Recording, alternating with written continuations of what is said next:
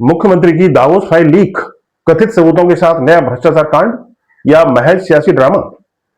Hello दोस्तों, नमस्कार। मैं हूं आईपीएस यादव मुंबई से और आप देख रहे हैं हमारा नया वीडियो।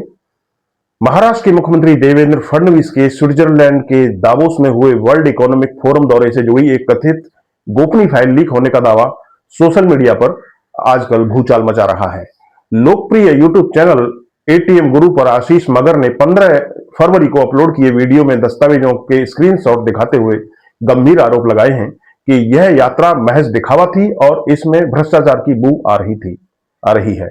यह वीडियो महज 2-3 दिनों में ही 3 लाख से अधिक व्यूज बटोर चुका है, जिससे विपक्षियों को नया हथियार मिल गया है। फडणवीस सरकार ने अभी तक इस पर कोई आधिकारिक प्रतिक्रिया नहीं दी है, जबकि विपक्ष इसे महाराष्ट्र की राजनीति में नया तूफान बता रहा है। इस खबर में हम विस्तार से सभी पहलुओं पर नजर डालेंगे इस वीडियो में। वीडियो के मुख्य आरोप, योको ग्रीन कंपनी पर सवाल। आशीष मगर ने अपने वीडियो में दावा किया है कि फडणवीस अपनी पत्नी अमृता फडणवीस के साथ दावोस गए थे, जहां राज्य सरकार ने 14.5 लाख करोड़ से लेकर के 37 लाख करोड़ रुपए तक के एमओयू साइन किए थे। लेकिन लीक हुई कथित फाइल मुंबई के कांदिवली वेस्ट स्थित छोटी कंपनी यूको ग्रीन के साथ 4,000 करोड़ रुपए का करार दिखाया गया है, जिसकी अधिकृत पूंजी महज 10 लाख रुपए है और कोई सक्रिय कामकाज भी नहीं दिखाई देता है। आशीष मगर ने सवाल उठाया है कि मंत्रालय से महज 2 किलोमीटर दूर स्थित इस अनलिस्टेड कंपनी के साथ दावोस में समझौता क्यों किया गया। उन्होंने कहा, कश्मीर की फाइलों और केरल की फाइलों के बाद अब दावोस फाइल लीक हो गई है। यह क्या एक नया स्कैंडल है?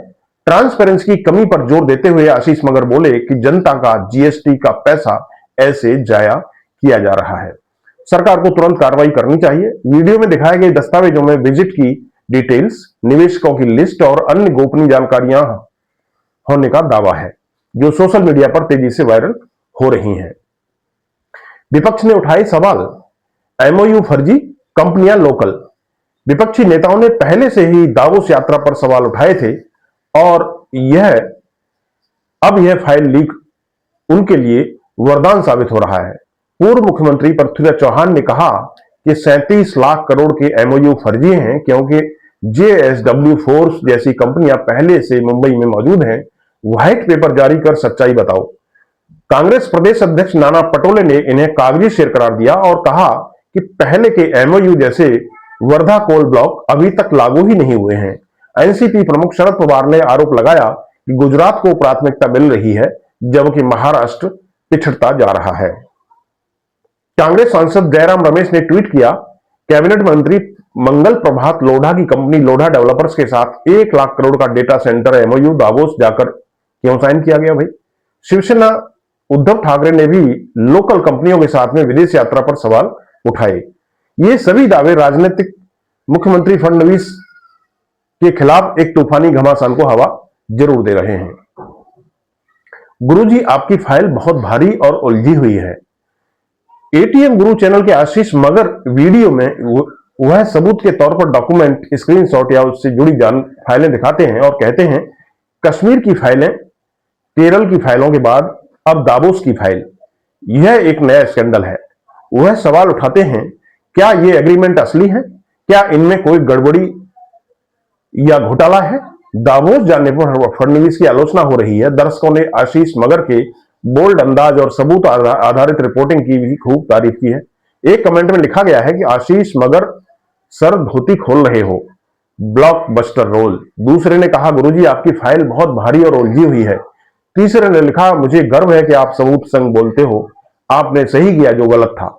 ज्यादातर टिप्पणियां सकारात्मक हैं और लोग ट्रांसपेरेंसी की मांग कर रहे हैं। हालांकि कुछ ने इसे एंटी बीजेपी प्रोपेगेंडा भी करार दिया। Hashtag Davos file leak social media पर ट्रेंड कर रहा है, जिससे मामला और गर्मा गया है। दावोस यात्रा महाराष्ट्र के विकास का मील का पत्थर फडणवीस। दूसरी ओर फडणवीस सरकार ने दावोस यात्रा को महाराष्ट्र के विकास का मील का पत्थर बताया है। देवेंद्र फडणवीस ने अपने दावोस दौरे के दौरान हुए एमओयूज को राज्य के इकोनॉमिक डेवलपमेंट के लिए जरूरी बताया। उन्होंने कहा कि ये एग्रीमेंट इन्वेस्टमेंट बढ़ाने और रोजगार पैदा करने के लिए जरूरी है। सीएम ने प्रेस कॉन्फ्रेंस में कहा था कि 61 से 85 MOU साइन हुए हैं, जिनसे 83% निवेश राज्य को मिलने वाला है।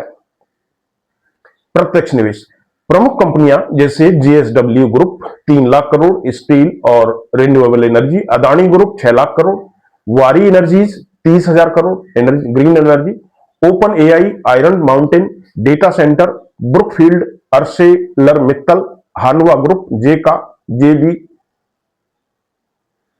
JBIC, स्टैनफोर्ड यूनिवर्सिटी शामिल हैं। उन्होंने दावा किया कि ये MOU third Mumbai data centres, renewable energy और इंफ्रास्ट्रक्चर पर केंद्रित हैं, जो 16 से 30 लाख नौकरियां पैदा करेंगे और 75% MOU लागू होंगे और 1 महीने में विस्तृत रिपोर्ट जारी की जाएगी। विपक्षी आरोपों को वेस्टेड इंटरेस्ट का झूठ बताया। क्या है तीसरी मुंबई प्रोजेक्ट और क्या है उसका महत्व?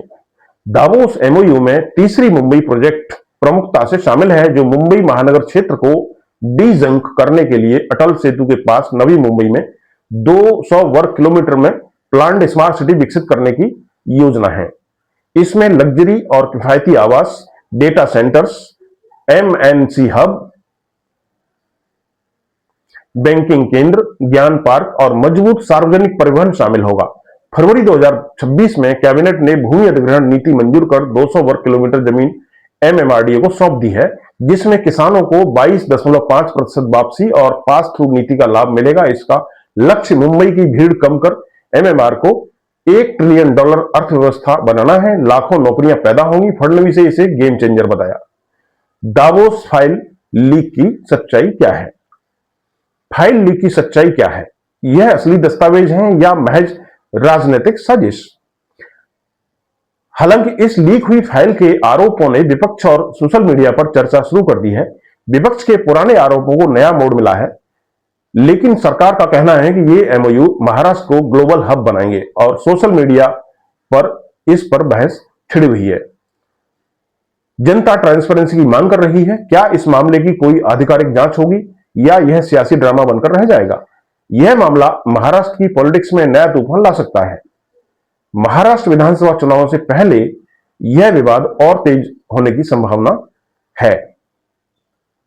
निष्कर्ष और अब आगे की रणनीति।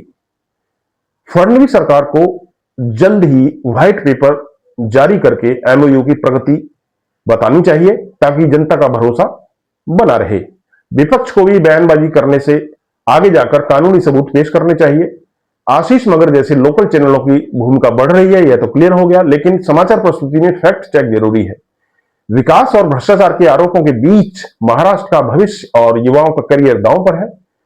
मुख्यमंत्री फडणवीस का भी भविष्य दांव पर है, क्योंकि उनकी दावोस यात्रा को उनके भावी प्रधानमंत्री बनने की दावेदारी से जोड़कर देखा जा रहा था।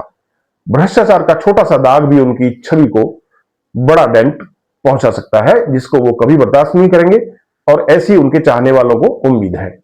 अपडेट्स के लिए हमारे साथ बने रहें। इंडिया आजकल टीवी। धन्यवाद। जय हिंद, जय महाराष्ट्र।